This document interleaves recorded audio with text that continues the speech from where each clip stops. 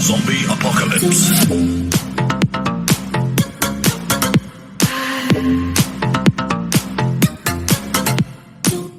What is going on, you guys? Bastion Wazir here, and I want to go ahead and bring you back to the series I've been doing on the channel, which is Before You Buy, where I pretty much go ahead and analyze the archetype, see the pros and the cons of the archetype before it comes out, and let you guys know what my opinions are, whether it's good, whether it's bad, whether it should be invested in. Again, it's just my personal opinion, so viewer discretion is advised, I guess you should say. But this episode we're going to go ahead and look at the Security Force archetype coming out of Blazing Vortex. It's pretty cool archetype. It's pretty more, it's a very heavily control based archetype.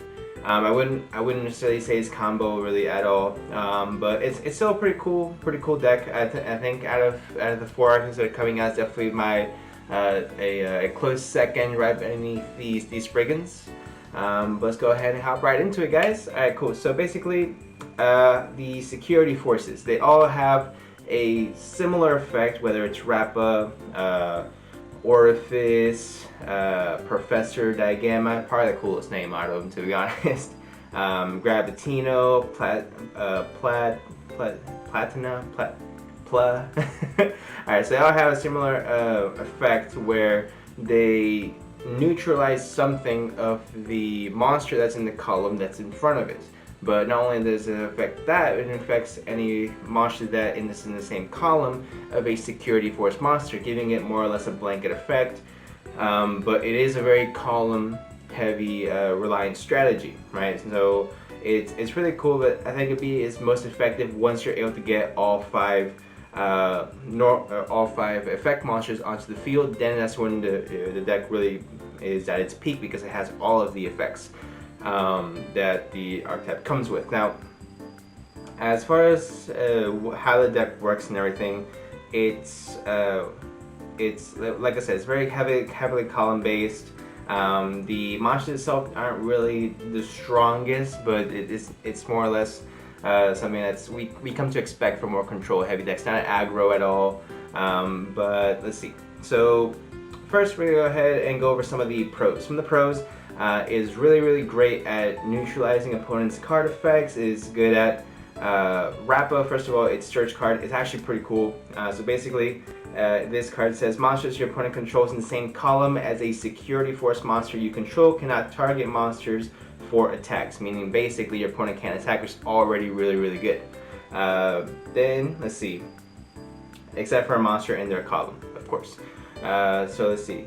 Quick effect. You can banish one Security Force card from your hand. Return this card to the hand, and if you do, special summon a Security Force monster from your deck in defense position except Rappa. So you go ahead and bring out literally whichever Security Force monster from your deck that's most fitting to neutralize your opponent, which I think is really cool. With the deck, I really feel like it just needs a way to be proactive, though. Like, as cool as the deck is as far as like neutralizing, like this one of course it really hinders your opponent from attacking, right? Professor Digamma, let's see, target face-up monster your opponent controls changes battle position, and then your opponent's monsters can't change their battle position except through a card effect. Let's see, Orifice. This card actually, when a monster you control activates its effect, you cannot target monsters in the same column they control as a Security Force, so it prevents from targeting. Gravitino is a really cool card as well. If this card is normal special summon, you can add a Security Force card from your deck to your hand. So it's pretty much going to be your main search card. You can go ahead and it's a pretty easy target for your Rappa. Next would be Platina, or Pla, as I call her. This card is normal special summon. You can target one of your banished Security Force monsters, which you would most likely banish off of the Rappa, and then special summon it. So it lets you have a swarm ability. It doesn't really swarm really too hard. That's the main thing. Is like, I get it as a control based deck, and the archetype is really cool. So it looks like it's like taking monsters from different archetypes. So of course, like the Cyframe archetype, a Time Thief. It's like a Constellar or Satellar Knights. This looks like it's more like a Shaddoll. I don't know what this one is, to be honest. Maybe Blackwing. But it's kind of cool how it incorporates those archetypes and the artwork, at least, and makes it into its different self.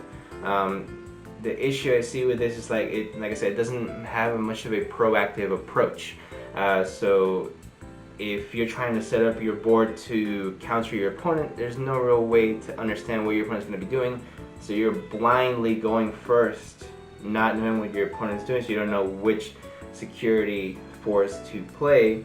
Which I understand, if you open up with Rappa, you're cool and everything's good, but I don't know. I mean, it's missing something to either the effects aren't strong enough in themselves, which it only affects really just the ones that are in the same column as a security force, which in itself is not bad, but you would need to have 5 security force in order for it to make it good. I think they should have just make it like a blanket effect. I mean, it's a cool mechanic to have it column based, but there's definitely better ways to have this go out. So if you're going to be playing something like this, it's going to be similar to like a Zodiac strategy. We're going to have your core of the security force cards and a whole bunch of like cards that just make you stop. So for example, I was testing out there can only be 1. 9 hand traps, 3 ash, 3 ghost spell, 3 impermanence. I was trying out double desire, double extravagance because this deck doesn't really go into the extra deck very much, except for of course for their link monster, security force justify, which is it looks like a UA archetype going into it, which is kind of cool. But justify as a really cool effect. Basically, you cannot summon or set monsters to a zone this card points to. Okay. A quick effect, you can target one effect monster your opponent controls and negate its effects until the end of this turn. Then you can move that monster to an opponent's monster zone that this card points to, right? So you can make it point to this card, and if that card battles, then at the start of the damage step, you can banish all monsters that it points to, which is really cool. That has all 3 pointing upwards, so you're guaranteed to have at least 1 to 2 hits from your opponent's monsters the majority of the time. So that's awesome. That's already a really cool effect. It only seems like it would only be effective once or twice. After that, that effect pretty much just become obsolete. It does target, which is unfortunate. So it's very coin flip. It's very up in the air with how I feel about this card, to be honest. Not this card, this deck overall. I like the concept. I like this column based. I just wish the effects were a lot stronger than that. So you're probably gonna have to add a lot of blanketing effects as well, where these cards aren't gonna be enough to stop your opponent if you're trying to take a lot more like a competitive level. The cards themselves, security force cards, aren't gonna be enough to stop your opponents. You are gonna have to play cards like there can only be 1, things like this. The trap card is actually really good. So basically, you can target one of your security force monsters that is banished or in the graveyard. So it gives you that amazing option, and you can special summon it to pretty much any point, any column I should say, as a monster your opponent controls. So it's immediately going to go ahead and give you that, it's forcing you to have that negative effect on your opponent, which is really good as well. Let's see, as far as the spell cards, special summon security force from your hand defense position. If this were to say special summon security force from your deck, that would have been nuts. And something that I might play. But it feels very fair, if not. Okay, so it doesn't feel like it's fair enough for the player playing this deck. It feels like it's giving way too much fairness to your opponent, and that's something that at this day and age in Yu-Gi-Oh! We cannot afford to give. So that's pretty much my thoughts on the security force archetype, guys. I mean, I think it's a cool archetype. I think it has potential to be a really interesting deck moving forward, but I don't see it being very viable, and these are pretty much pros and cons why. Again, quick wrap up. Pros: it's a control-based deck that forces your opponents to really think about their columns. And I know we're doing that a lot more ever since Link started, but not to this level to where we can't put anything in the same column, because it's going to go ahead and get negated or decrease the attack or unable to change the battle, whatever it might be.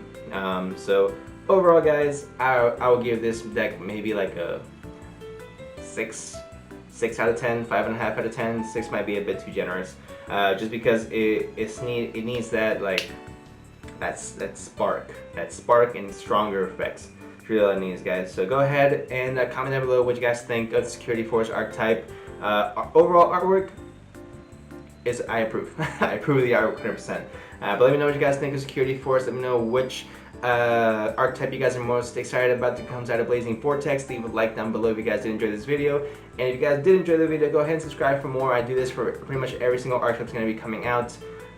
So if you're interested in that, go ahead and subscribe. And I'll go ahead and see y'all in the next one. Later.